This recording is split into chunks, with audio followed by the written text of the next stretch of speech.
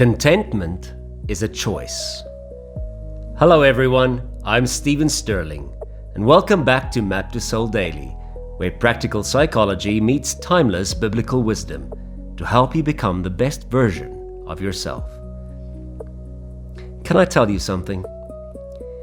If you've been chasing happiness, if you've been waiting for life to become easier before you allow yourself to enjoy it, then I'm really glad you pressed play today and that you are part of the Map2Soul Daily community.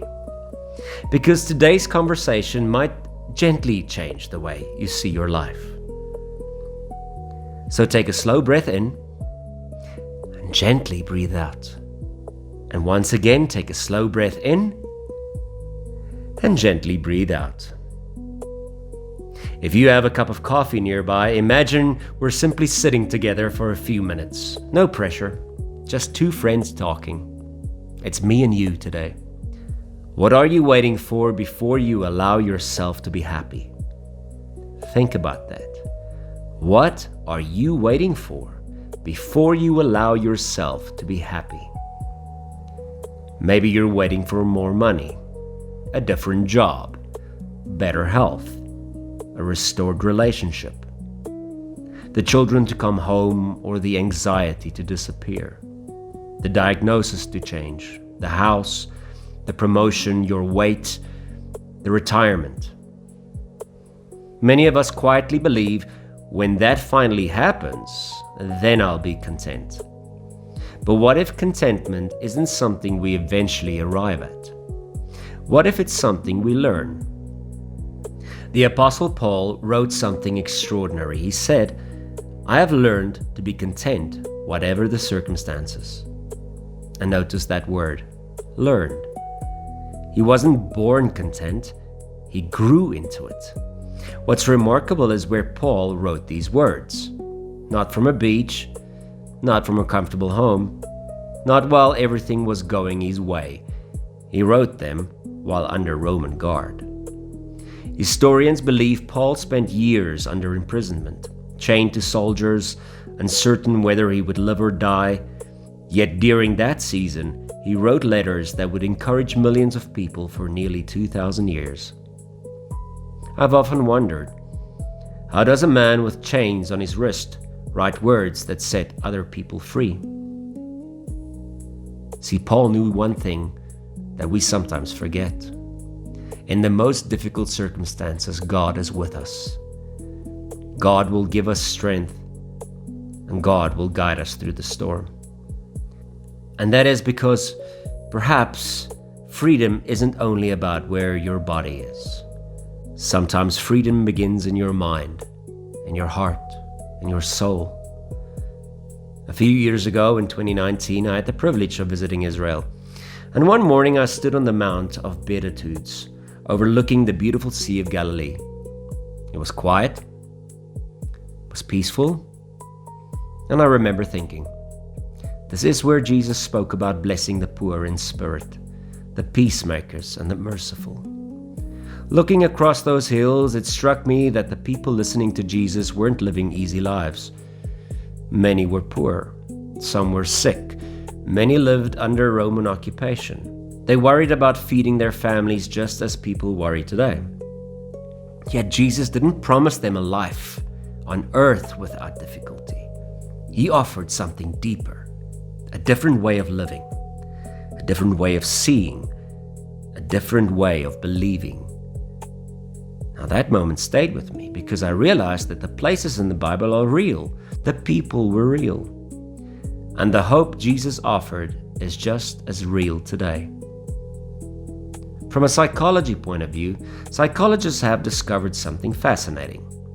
We naturally adapt to good things. It's called the hedonic treadmill. The new car becomes normal. The promotion becomes expected. The new phone loses its excitement. If we constantly change, the next thing will always feel one step behind, and happiness won't find us. CBT encourages us to interpret that cycle through gratitude, not because gratitude ignores problems, but because gratitude reminds us that our problems are not the whole story.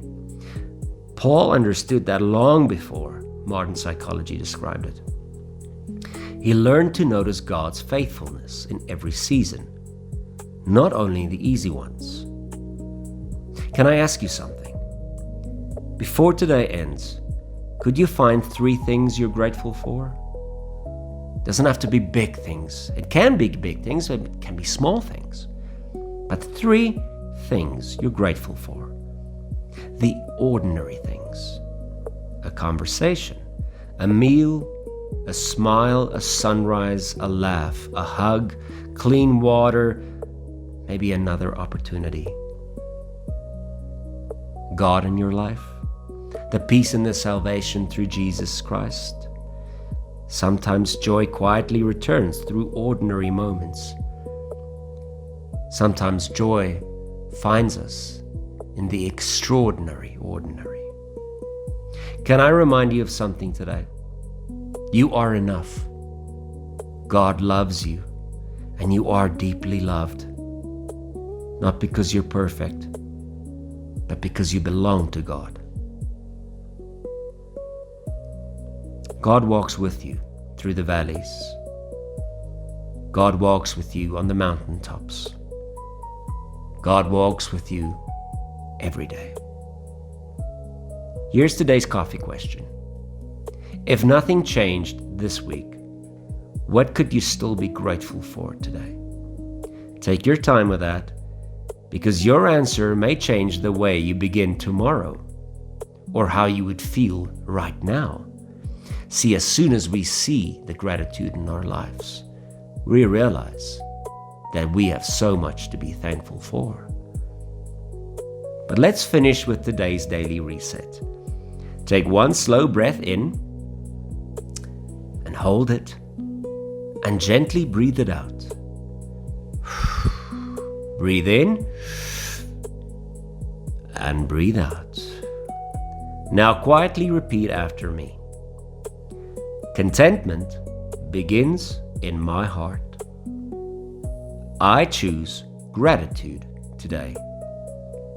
God has been faithful before, and He will be faithful again.